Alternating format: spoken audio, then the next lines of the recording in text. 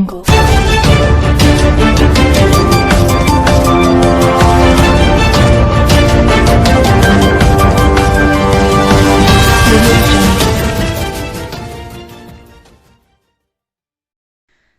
वालेकुम। Asia 41 news के साथ मैं हूं आपकी मेजबान मुतरबा यूसुफ। खबर शामिल करते हैं शोरकोट से। हमारे ब्यूरो चीफ राना मोहम्मद शब्बीर के मुताबिक शोरकोट और गिरदोनवाह में एसओपीज पर अमल न करने वाले स्कूलों के खिलाफ महकमा एजुकेशन मुतहरिक शोरकोट के नवाही इलाका संडिया वाली पुल में मौजूद निजी स्कूल को सील कर दिया गया।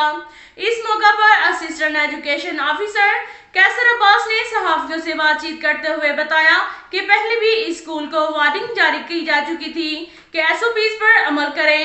इस स्कूल में 150 बच्चों के लिए 3 क्लासरूम थे और तादाद भी कोरोना की वजह से 50 की जगह 100% थी। प्राइवेट स्कूल जब बनते हैं तो इनको एक सर्टिफिकेट दिया जाता है जिसमें स्कूल की इमारत और क्लासरूम को साफ रखना होता है। स्कूल में सफाई के नाकस इंतजाम थे। जिन उस्तादिजा ने वैक्सीनेशन नहीं करवाई, इन स्कूल को भी सील किया जाए। डिप्टी डिस्ट्रिक्ट एजुकेशन ऑफिसर की हदायत पर स्कूल हज़ा को सील किया गया। अब तक के लिए इतना ही काफी है। मिलते हैं अगले बुलेटिन में, हमारे साथ रहिएगा।